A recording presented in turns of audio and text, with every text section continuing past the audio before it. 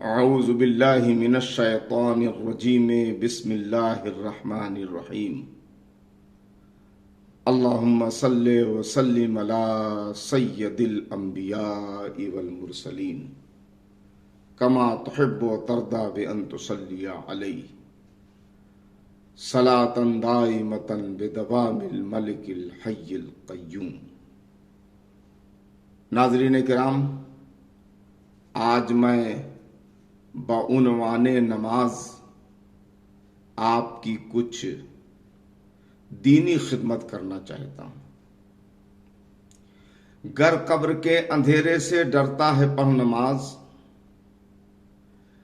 گر قبر کے اندھیرے سے ڈرتا ہے پڑھ نماز، ہے ظلمت لحد کا اجالا نماز میں، یہ قبر میں انیس یہ محشر میں ہے شفیع، یہ قبر میں انیس یہ محشر میں ہے شفیع، تلخی موت کا ہے مداوا نماز میں۔ حضرات، نماز افتخار ابدیت ہے، نماز ناز بندگی ہے، نماز مومن کی معراج ہے،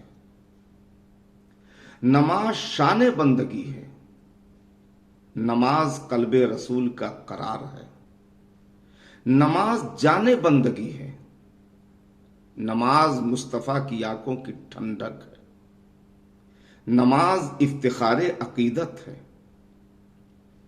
نماز حق و باطل کے درمیان فرق پیدا کرنے والی ایک مقدس عبادت ہے۔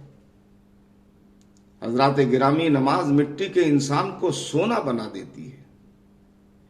جو شخص مسجد میں جماعت کے ساتھ خوف خدا، عشق رسول والی 40 راتیں نماز عشاء پڑھ لے کہ رکعت اولا فوت نہ ہو، تو پروردگار عالم اس کے لیے دوزخ سے آزادی لکھ دیتا ہے۔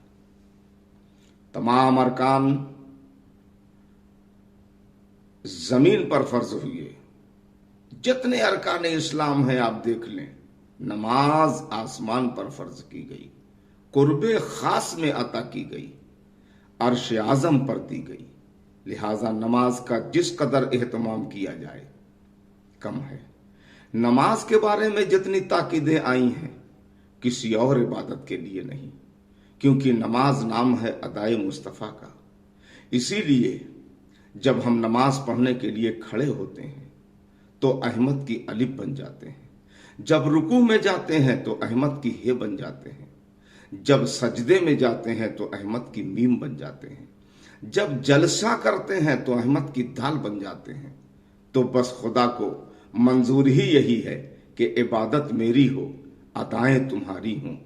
اے محبوب، عبادت میری ہو، منظر کشی تمہاری ہو، عبادت میری ہو، جلوہ تمہارا ہو، عبادت میری ہو، نقشہ تمہارا ہو۔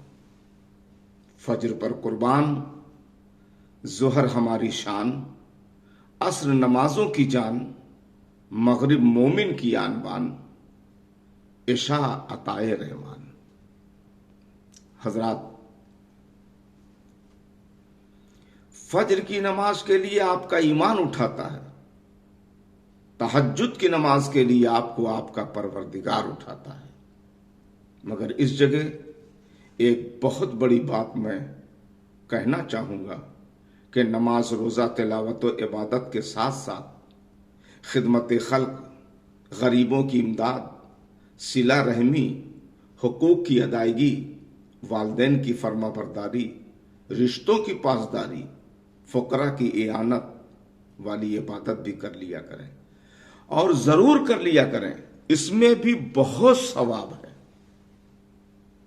عبادت جس مقام تک پہنچاتی ہے، غریبوں کی خدمت بھی وہاں تک آپ کو پہنچا دیتی ہے۔ آئیے دل سے دعا کریں کہ اے پروردگار عالم، وہ معاملات جن میں میرا اختیار نہیں، جہاں میں بے بس ہوں، میری مدد فرما اور مجھے اکیلا مت چھوڑنا۔